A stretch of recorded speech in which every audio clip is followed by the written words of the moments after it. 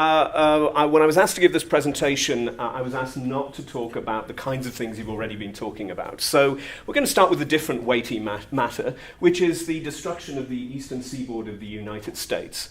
And this claim came out in a peer-reviewed academic paper published by the Benfield Research Centre in London. And it basically said a 20-kilometre square chunk of rock was going to break free of the volcano on the island of La Palma and scoot into the water and generate a very destructive wave. And the BBC did a big documentary on it, on mega disasters. But anyway, so there was bear in mind, one paper, and we had a variety of different interpretations of how high the wave would be. So it's...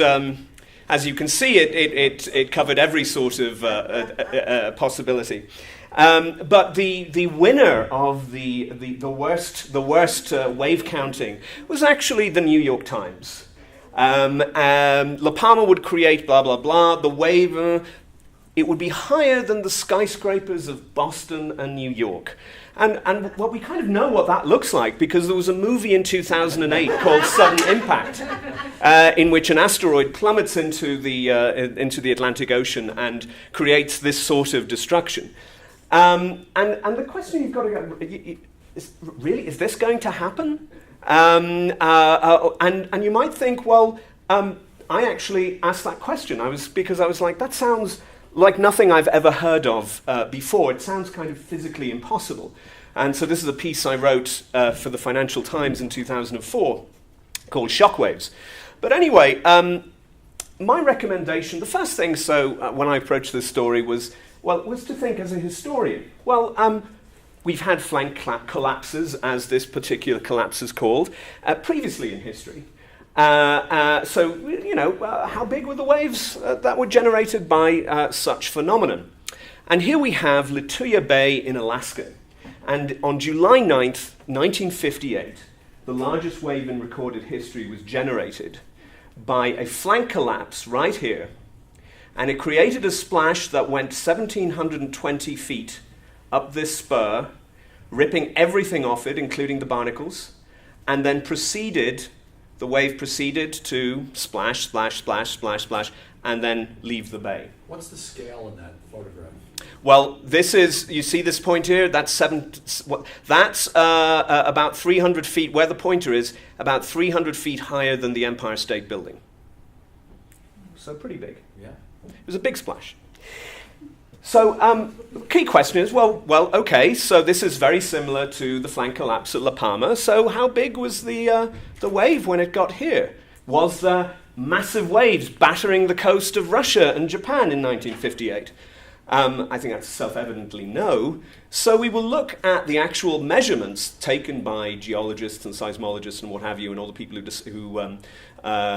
study this. So we have 1720 here, and by the time, it's uneven. You have a shoot up there of 100, but by the time it's here, it's about 30 feet. And actually, by the time it gets out into open water, it diminishes to 6 feet.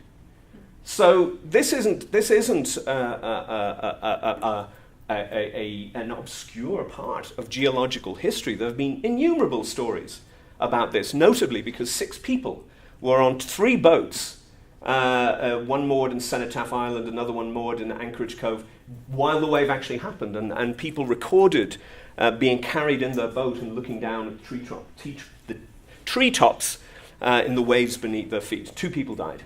So this was one of the most amazing events in modern geological history, but no evidence that it would generate a flank collapse would generate a massive wave. And then you might say, well, what happened during previous tsunamis? Well, again, Thera, the ancient name for Santorini, massive explosion, 60,000 Hiroshimas, 4 to 5 times the explosive power of Krakatoa, generated a huge wave which engulfed the neighboring islands, but by the time it gets to Jaffa, it's 22 feet high. So one of the things that I did was I tried to talk to tsunami modelers, and happily there is a genuine, non-predatory journal called The Science of Tsunami Hazards. And how Charles Mader explained it, this is this is what the Benfield researchers described as a cold fusion tsunami. It puts out more energy than it actually takes in from the collapse. And there are all sorts of other problems with the study, but for the, how they built their model, they, like Spinal Tap, every variable was cranked up to 11. The piece of rock did not break in part as it slid into the sea at the maximum possible velocity. All the underground ridges created by previous volcanic eruptions had all mysteriously disappeared. So they built a slide and they sent a huge piece of rock down. That's what their model said. And obviously, when this story came out, it generated anybody living, especially in Florida. So George, I'm not going to try and pronounce his name, Dr. George, his website, very interesting figure, kind of tragic figure, which actually I think it might have been the Denver Post that came to his aid after a horrible FBI sting on him for, it's just absolutely ridiculous, but it involves jewelry and a kind of an Asian bride and money laundering. But Dr. George is the person who gave us the Pacific Tsunami Warning System. So he is one of the giants of the tsunami community. And, when I called him about this, he said, this is driving us nuts, this story, because it's so patently untrue, yet everybody picks it up. So a couple of years, very soon afterwards, of course, we had another incredible moment in geological history with the Indonesian tsunami, which unleashed so much power. Well, you've got 23,000 Hiroshimas, but the Earth moved on its axis by an inch. And here you see this amazing picture of the water having retreated, one of the signs that a tsunami is imminent. And these beachgoers, that person clearly running in the wrong direction. And there's a wonderful story of an 11-year-old girl, actually an English girl, who'd just seen a presentation on tsunamis in school and knew that this was a warning sign. And she said to her mother, she said, "We've got to get off the beach now." And her mother was like, what are you talking about? And the child is screaming, "You've got to get off the beach now." And actually, due to her warning, the people on that part of the beach were all saved, which shows you that education is never wasted. So anyway, we had this, and we also, we have the wave heights for this. And here, the yellow zone, about nearly 20 meters, or not even 20 meters. So even with one of the, so there was absolutely no evidence for this happening. And then in 2006, the Los Alamos National Laboratory decided to, use the best models possible to simulate what would happen if this flank collapse happened. So I'm going to throw it open. How big do you think the wave would be, this 1,000-foot wave, according to the New York Times, which was an op-ed? Just a reminder, you shouldn't believe what op-eds are not reliable when it comes to scientific knowledge. How big do you think it'd be? Any guesses? No guesses? Don't want to take a hazard after seeing all this information? 2 feet. Actually, that was the first guess. When Charles Mader, they did a remaking of the working of the model, they came around at 2 to 3 feet. But this more advanced model came in at 1.2 centimeters. So numbers are important. And so what went wrong? Well, it's very easy. Not one of these stories interviewed any tsunami expert outside of the people who wrote the paper. It is that basic. And while interviewing other tsunami modelers wouldn't necessarily, in all possible universes, give you a more correct story, the probability is that if you find people who are unaffiliated with the researchers, or unaffiliated with a particular perspective, you will at least enter a note of caution or balance. So it's really basic journalism. So now we will go to another horror story, this time on a micro level. We've gone from the macro to the micro. Pay attention to this propeller blade.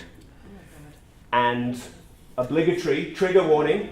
If you have any squeamishness, close your eyes, because we're about to show you what happens when you put your finger in a moving propeller. Oh, God.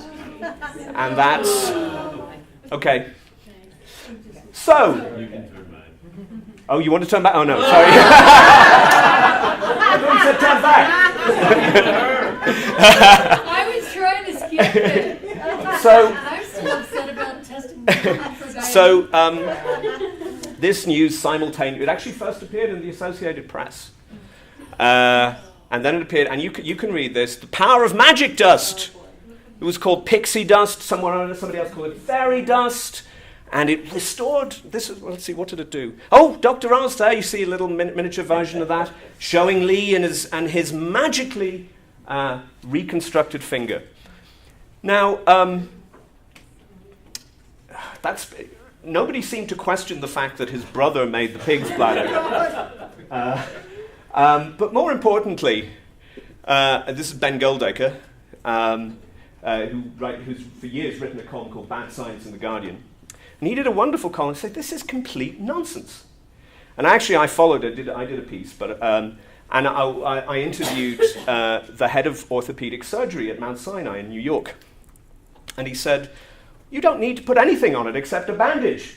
It's not cut down to the bone. And because the tips of our fingers are evolutionarily connected to starfish, they're able to regrow all by themselves. And again, what happened? Is that true? Yeah. You want to try it? I didn't want to see It's a clinic. We can. Yeah. Yeah. Chopping vegetables and it grew back. It was really Oh my goodness! I actually did part of mine in a folding chair and it came back. Well, there you go. There you go. You've got a sample of 3. Well, what was interesting, of course, is that in the story, Spivak talks about being cut down to the bone, yet I won't go back to the picture. The picture doesn't show any bone at all. So not only did journalists not even look closely at the picture, they didn't ask anybody, a doctor. They didn't ask a doctor, let alone an orthopedic specialist. So again, simple lesson. Junk science often happens when something turns out to be too good not to be true, or too bad not to be true either. And all of these stories that are still, actually the pig's bladder stories, that's running and it's still running. You still find references to that on the internet. But again, it all happened for the most simple reason. The story wasn't questioned. And it's not only journalists who, and the pressures on you, and I can speak also having the interesting experience of having worked for Tina Brown, the pressures on creating interesting narratives, which are, it really is but the view of the sausage that's made in science is not exactly edifying either. And you can read, I'm not going to read this out, but scientists are searching for a perfect story. Journal editors are searching for a perfect story. And in this particular quote, which comes from Nature, the Amgen study, which was an attempt to replicate findings in clinical trials of drugs, and which they couldn't, or for a lot of them, the conclusion was that it is tempting for investigators to massage data. And I'll tell you, a friend of mine who audits pharmaceutical companies for compliance said everybody knows that there is a lot of data massaging going on to produce clean results. So, given that that you have been talking about obesity, I will include one story that shows just how, in many ways, how simple, and yet in many ways how difficult it is to find the truth, or to question the truth, or to question the headline, or to question the study. So this was the headline in a story on Forbes about a study that appeared in PLOS Medicine, which is an open access journal, I believe. And you can read it there. Financial conflicts of interest and reporting bias regarding the association between sugar-sweetened beverages and weight gain, a systematic review of systematic reviews. So they went and looked at, there have been lots of systematic reviews of the evidence on sugar and weight gain, sugar-sweetened beverages and weight gain. And they looked at all the reviews and they asked, was it funded by industry? Yes or no? Was there an effect, a positive effect? Did they find a positive relationship? Yes or no? And then they added them all up. And they found that if it was the systematic review was industry funded, it was 5 times more likely to find no association, which is, it's big tobacco again. You can see the PLOS Medicine was very happy to put all the stories that repeated this claim up on its website to show that it was generating impact. But of course, so this is the one I wrote for Harvard Business Review. And you're not going to be able to see this. So how I came to be interested in obesity and weight gain and sugar and all of these things and nutrition was that I read a paper about food taxes several years ago. And it was very interesting to me how they were modeling whether such a tax would work. So I actually spent a long time looking at all the soda tax proposals in economic papers. And one of the questions you have to ask is, well, a soda tax or any sort of tax is only going to work if people are putting on extra weight from over-consuming sweetened beverages. So I was familiar with not only the systematic review literature, but also the systematic review of systematic review literature. So there have been several papers looking at the quality of systematic reviews in this area, and the conclusion was that it's not very good. So that was my first alarm. So what I did is I went back and looked at one of these papers and looked at the systematic reviews that I myself had found, and I found that 3 were missing. This goes from roughly 2006 up to 2013, I think. And from this end of the table, and it's very important to bear in mind this temporal movement from the recent past to the slightly less recent past. There were 3 studies, 3 systematic reviews missing. All had not been funded by industry, and all had not found any relationship between sugar-sweetened beverages and weight gain. So why were they left out? If they were good enough for other systematic reviews, why were they not good enough for this systematic review? Couldn't tell from how the paper was written as to what their exclusion criteria might have been. They also excluded one that found that wasn't industry funded and also found a positive. So this is quite arbitrary. But more importantly, one of the features of research in this area is that as you move through the years from 2006 to 2013, you find more randomized control trials generating the conclusion, and you find more observational studies down at this end. So the nature of the research changes because the topic has been studied in much greater depth. Now, So Trevor, before you Yes. continue, we have not talked about different types of studies. Maybe you want to take 1 minute to explain why a randomized controlled Okay. trial is better than well, a randomized control trial takes a population sample and randomizes it. So the relationship is not, the relationship is less subject to bias. Is there a better, I would defer to the scientists in the room for a better... So in a randomized controlled trial, you would randomly assign people to receive this treatment or that treatment. Okay? So it's the way to look at cause and effect. If I find 2 things are associated, all I know is they're associated. There are lots of reasons they could be associated. If I randomly do that, then I'm saying that except for being in this condition or this condition, everything else is the same. So in the scientific sense, it's the way we look at cause and effect through randomized controlled trials. Otherwise, we're just saying 2 things are related.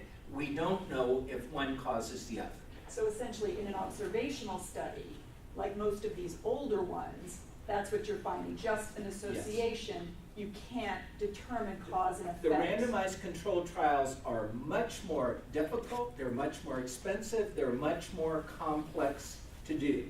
Much easier to do an associational. Yeah, and this is one, when you look at the US Department of Agriculture's discussion about the Dietary Guidelines in 2010, one of the great laments expressed in that discussion is the absence of the paucity of randomized control trials. And the feeling that the observational data is just not very strong way to base a conclusion either way. So if you're claiming, however, that the entire literature is biased by funding, how can somebody who is funded by industry down here be guilty of not including a study that actually is only going to appear in 2012 or 2013? So to me, this study couldn't even answer the question it set. It was so biased itself to finding against industry. And shockingly, the editors of PLOS Medicine wrote an accompanying introduction saying, well, the interests of the food industry, which is increased sales of products, are very different from those of most researchers who are honestly pursuing knowledge. I would say there's absolutely nothing honest in this paper at all. And it even gets more complex when you get down to the method, looking at the methodology relative to the effect sizes that are found in these studies. Because there's a lot of these studies, even when they're industry funded, are much more equivocal about interpreting the data than this methodology would ever indicate. But how are you going to know that? This is a real, and my piece is, this is one of the great conundrums of our information age, because in truth, the likelihood of anyone knowing the faults in this is very slim, except if they'd actually undertaken such research for industry. But this study is one telling you that you shouldn't be talking to industry because they're so biased. So this is a real problem, and it's not the desire to see that one side is the angel and the other side is the demon, and it all goes back to big tobacco. So whenever I hear somebody say it's just like big tobacco, my immediate position is to say, what is this person's agenda? Why aren't they talking data? Why are they talking ad hominem? Because, not everything is like big tobacco. Here's another example of this idea that funding generates a special kind of knowledge which is more reliable or less reliable. And this appeared in the New York Times in 2006. And I actually wrote a blog piece on this because I thought it was a great story. It was a really good read. And it was about the Ramazzini Institute and the claims that aspartame causes cancer. And I got a call from a scientist who worked for industry and said, well, first of all, here's a paragraph that this particular scientist told me to hone in on. While Dr. Safriti, the person holding the cuddly rat on the previous page, his methods have drawn some criticism, the Ramazzini Cancer Lab, which is financed by private bank foundations, governments, and 17,000 individual members, has earned considerable credibility since it was founded in 1971 for its pioneering research on chemicals. Sounds very impressive. But here's the linguistic alarm. Some criticism. Well, who's criticizing? What are the criticisms? And that's what this industry scientist said to me. She said, you should investigate this. So it turns out that the FDA said Ramazzini's studies on aspartame are completely unreliable. One of the interesting things is that the institute did its cancer testing by allowing the animals to roam free. They weren't kept in sterile conditions, and they were allowed to grow old, rather than being killed at specified points in time. And this is a problem when you're doing cancer research, because cancer is a disease of age, and rats will get cancer. Old rats will get cancer just like old people do. Now, how do you deal with that? You have to do some very complex statistical analysis based on all the raw data that you've collected. But, as I found when I started talking to the European Food Safety Authority, Ramazzini wouldn't hand over its raw data. They wouldn't even give, this is called good laboratory, it stands for good laboratory practice. They wouldn't even give a detailed account of how they did their experiments without asking EFSA to hand over a lot of money. So there were all sorts of problems here. But these were just simply ignored by the New York Times. And one of the results is that this Ramazzini study has generated a huge amount of fear that aspartame, which is as a sweetener, could do a great deal to curb people's use of sugar in weight loss. Now it's demonized. It's been demonized on the web, all due to this study. Even further, one of the things that I further found out when looking at Ramazzini was not only that they might actually have been funded by the Italian sugar industry, But that the EPA, when the EPA asked them to do a research on methanol, the EPA was forced to do an investigation of Ramazzini's methods. And all of this came out in a Freedom of Information Act request by a trade group, the Methanol Institute. And what it found out was that the EPA had gone over to Italy, and they'd taken 24 slides that the Ramazzini Institute had said showed evidence that methanol caused cancer in rats. And in a double-blind experiment, which meant they mixed in other slides, they didn't tell the investigators which slides belonged to whom, the EPA expert panel found that only one of the Ramazzini slides indicated cancer. And I mean, that is devastating, that we are funding these jokers in Italy to do this junk study. So anyway, this, again, pay important to the importance of the critics. The importance of paying attention to the critics is vital. Also, the temptation to make judgments about evidence based on who's funding it is highly problematic. And if you want any further proof that it's highly problematic, is that right now the National Institutes of Health are conducting a major overhaul of how research is conducted after what they call an epidemic of deficient reporting. So lots of studies, the problem they found was that there were an awful lot of studies claiming miraculous results from genomics and stem cell research and all sorts of things were failing the test of replication when the various NIH institutes would take these published data and say, oh, looks like we have a very positive finding here. Let's do a bigger study to see if it's true. Oh dear, it's not true. So a huge waste of money. And this has resulted in all sorts of projects being conducted by the NIH right now to improve the statistical literacy of researchers and so forth. But one of the interesting things this paper found by Story Landis, is that, and this is all academic research. This is all research funded by government. None of this is industry funded. Is that the researchers were not being transparent with either their methods or their statistics or their data. And the more transparent they were on all those fronts, the smaller the effect size. So this is a huge wake-up call for the way research is being done. Why are a lot of these studies failing? Again, because they're observational studies. They're not randomized control trials. This example from Significance by a publication of the Royal Statistical Society, Stan Young subjected 52 claims from observational studies about diet and mostly vitamins and compared them to the results of randomized control trials. And not one of them turned out to be replicable.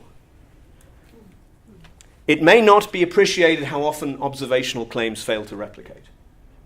In fact, I would say, having talked to Stanley Young, that there is a good argument for not reporting observational studies.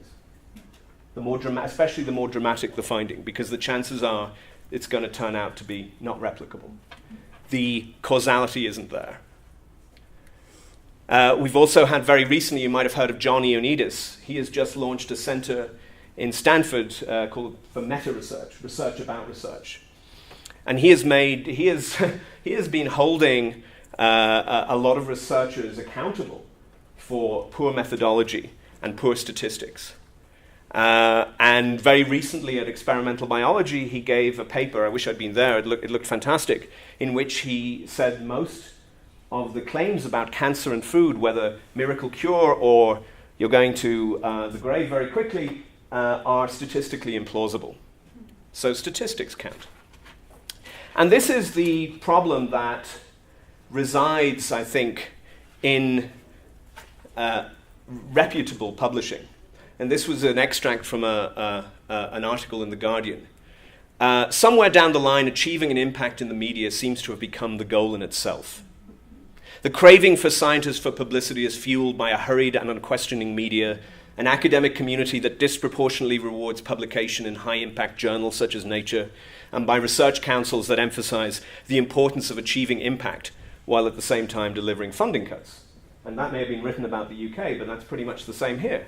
NIH money is drying up, and the judgment that academics need to publish positive results in order to advance their careers. We've even seen studies showing that press releases contain information that isn't in the study as part of this giant spin cycle.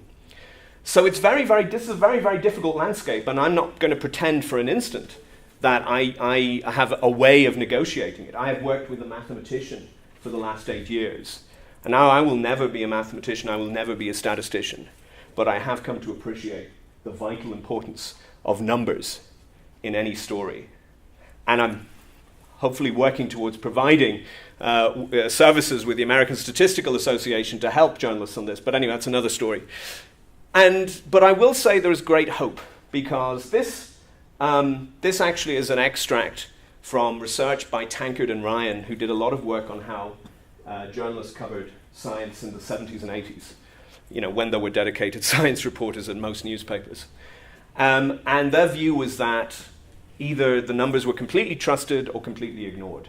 And in fact, there's an extract from Best Newspaper Writing 1982, which said, I will never let numbers follow each other in consecutive paragraphs because readers find numbers deadly. Well, numbers are deadly if you don't get them right. However, we have seen in the last few years an incredible change happening. That's self-explanatory. This is Nate Silver. Some of you may have seen his attempt to create a website that devoted to data. I'm not sure it's great writing, but it's a good step. We have a changing paradigm in science. This article that appeared in The Economist is a wonderful guide to the problems that are besetting research in the life sciences. It gives a very good description of the work Ioannidis has done. It's available on the web. I urge you to read it. But there's also, it reflects a movement within science to address measurement problems, to address statistical problems, a movement towards transparency. And I think this presents a great opportunity for journalists.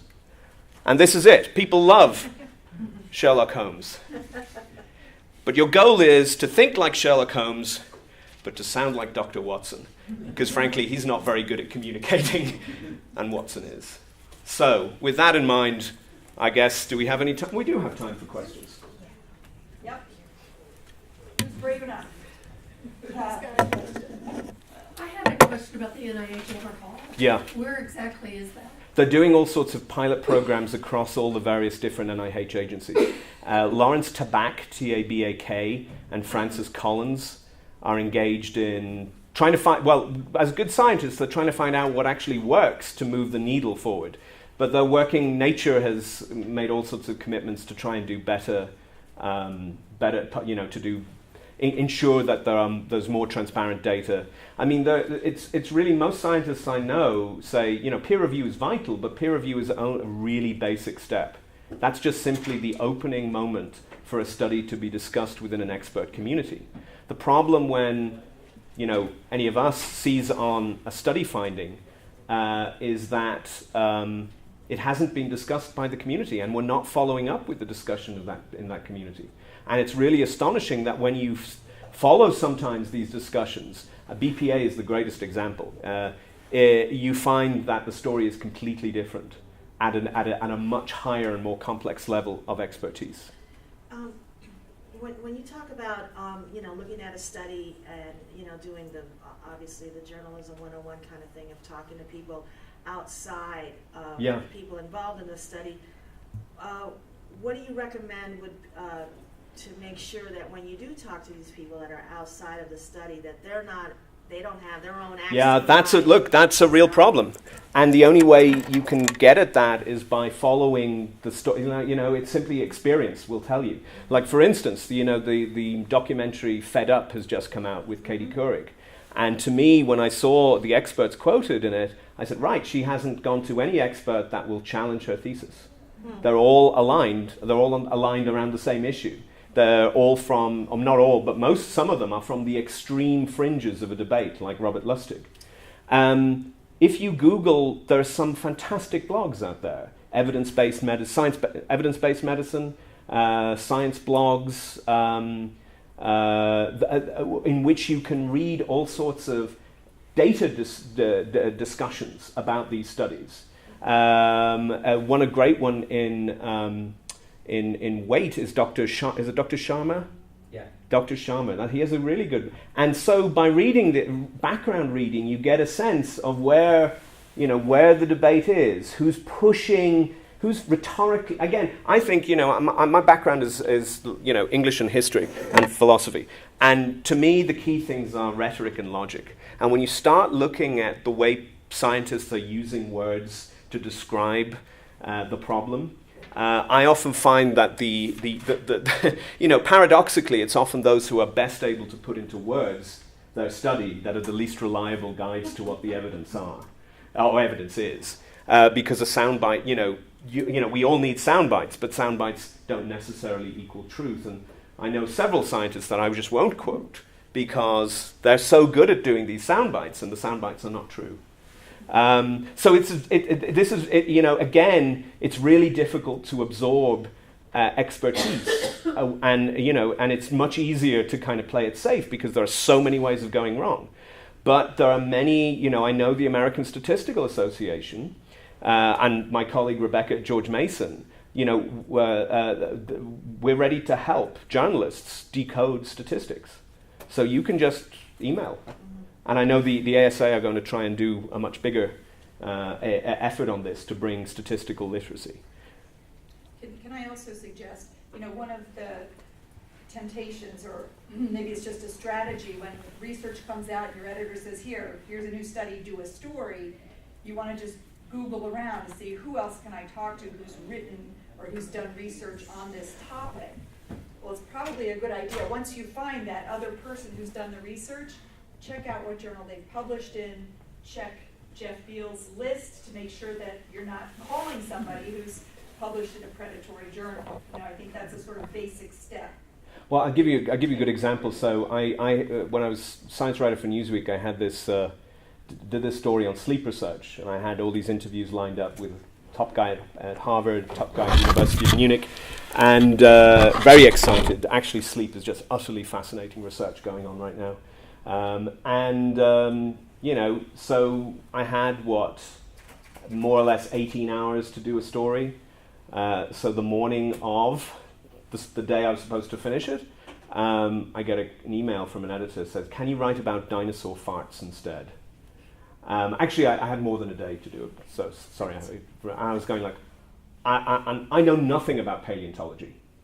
So I Googled paleontologist, kid you not, found the guy's name, emailed. He responded within an hour. He said, "Oh yeah, we're all talking about this study. It's complete nonsense." And after you start reporting on data a while, you get a sense of, you found the study. First of all, it was being described in other media sources as a major study. It wasn't. It was a 700-word letter commentary in a journal. The guy wasn't a paleontologist. It was a kind of back-of-thumb extrapolation. And the key thing, which was fairly basic, but again, so many things that I've described then are actually basic. During the dinosaur farts were supposed to be, of course, impacted on global warming in the Mesozoic period. But what else happened during the Mesozoic period, said the paleontologist via Google. He said, well, the Atlantic Ocean formed, and maybe that had a big impact. So armed with those questions, and I had no desire to hammer the scientist, the author of the paper, so I talked to the guy, and I very gently entered some of these qualifications, and he readily admitted. He said, well, I just did something that I tell my students never to do. I extrapolated. He extrapolated from an elephant to an Apatosaurus and got 200 liters of methane per day, which is an interesting, it's an interesting story. You wouldn't want to be downwind of that. But but interestingly, he caved. I knew just enough knowledge to press him for where he caved on his position, and he presented a more nuanced picture of his research than he had presented in any of the other media outlets. And I've seen this happen plenty of times. Yes? So, do you know the name of the new journal that's going to be published, which its sole purpose is to publish replication? Oh, right, null results?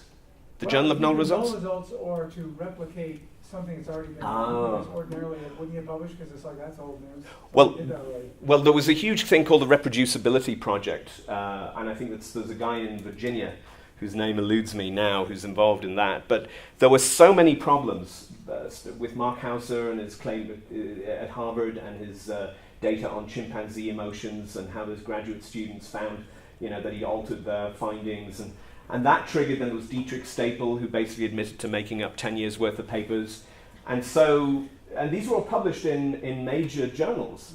And so the Reproducibility Project was funded. It was kind of open source. We're going to try and replicate a sample of papers from the 3 leading psychology journals in order to see whether our entire field has gone down the toilet. And actually, I believe some of those results are in, and they have been able to reproduce a large amount, which is very reassuring. But I think you have all sorts of movements happening in science right now to measure things better. I mean, no doubt, and actually there was a paper I just received this morning from somebody, which Professor Hill is a co-author, and that talks about all the problems of measurement in obesity. And it's fascinating.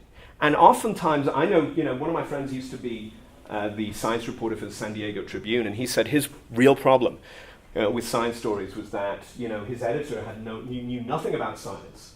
And so would just see in a headline and say, write this, and then get really upset when he didn't get the story that he wanted.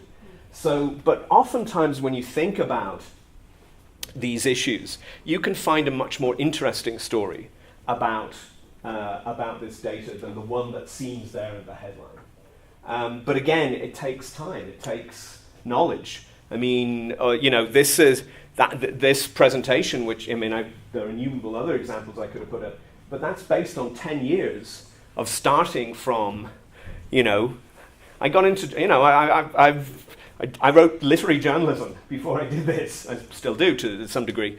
But I remember when deciding to work at Stats, I remember picking up the Washington Post and reading a story about farmed salmon and PCBs and cancer. And, I like salmon, and everybody was telling me to eat more of it. So I go, well, what's my risk of cancer? And then after 6 weeks and looking through 35 different news stories in the English language on this particular study, I still didn't know what my risk of cancer was.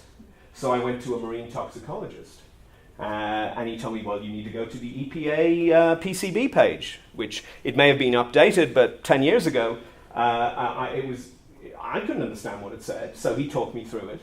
And I figured out my risk of cancer from eating farmed salmon. So it was 1 in 100,000 if I ate 8 ounces of raw salmon with the skin on every month for 70 years.